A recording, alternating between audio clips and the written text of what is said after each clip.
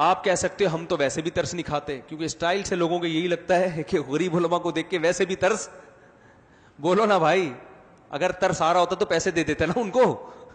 کیا خیال، مجھے نہ دے، میں غریب نہیں ہوں.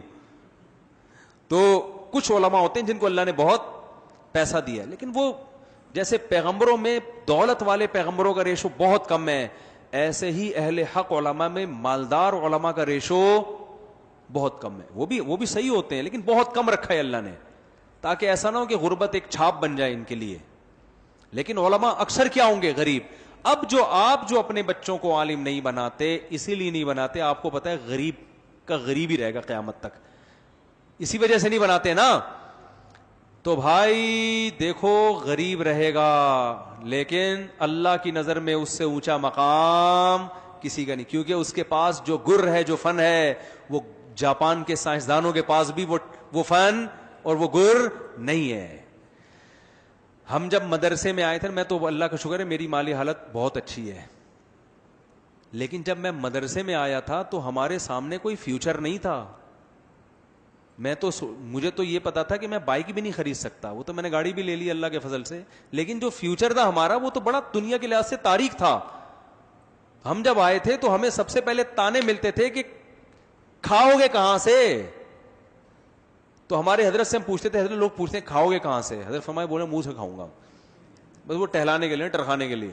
پھر حضرت فرمائے چھوڑ دو یہ فکر، چھوڑ دو کھانے پینے کی، اللہ تعالیٰ جو ضرورت ہے وہ پوری کر دے گا.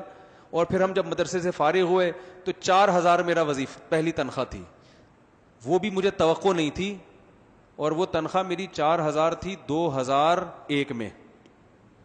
تو میں سمجھتا تھا میں بحریہ ٹاؤن کا کیا بن گیا ہوں مالک، کیونکہ ہمیں تو اس کی بھی توقع نہیں تھی، کشتیاں ہی جلا کے آئے ہیں تو اب 4,000 بھی مل رہے ہیں تو بڑی بات ہے بھائی. کیونکہ ہم دیکھتے تھے دورہ سے فارغ ہونے والے طلبہ وہ بےچارے دھکے کھا رہے ہوتے تھے، ان کو 4,000 میں بھی کہیں تدریس نہیں مل رہی ہوتی، ہمیں تو 4,000 مل رہے ہیں. بات نہیں آ رہی میرے خیال ہے سمجھ. اب ایسا نہ ہو آپ مجھے زکوٰۃ دینا شروع کر دیں، اس وقت ہے اب نہیں، اب تو اللہ کا دیا بہت کچھ ہے الحمدللہ. آپ کہہ رہے ہیں پھر بتا کیوں نہیں رہے کیا ہے، تو میں نہیں بتاؤں گا. حلال ہے، حرام نہیں ہے، اور ہدیوں کا نہیں ہے. لوگ کہتے ہیں اچھا وہ لوگوں نے ہدیے ودیے دے دیے ہوں گے، ایسا بھی نہیں ہے. ہدیے دیتے ہیں لوگ، لیکن اتنا ایسا نہیں ہوتا کہ گھر چلنا شروع ہو جائے ہدیوں سے. گھر کے لیے تو پراپر آمدن چاہیے نا، تو وہ ہے وہ کیا ہے، چھوڑو آپ نے کیا کرنا ہے، آپ تجسس لگا بھائی کیا ہے. تو خیر آپ کو کیا بھائی ہماری ذاتی زندگی سے، لیکن اپنا ہے الحمدللہ. اچھا خیر، تو میں یس کر رہا تھا، دیکھو غیب سے اللہ رزق کا انتظام پیدا کرتا ہے، تو اپنے بچوں میں سے کسی ایک کو عالم بھی بنا دیا کرو، مولوی بھی بناؤ، اور اس کو سکھا دو بیٹا تو دنیا کے لیے نہیں ہے، وقف ہے آخرت کے لیے.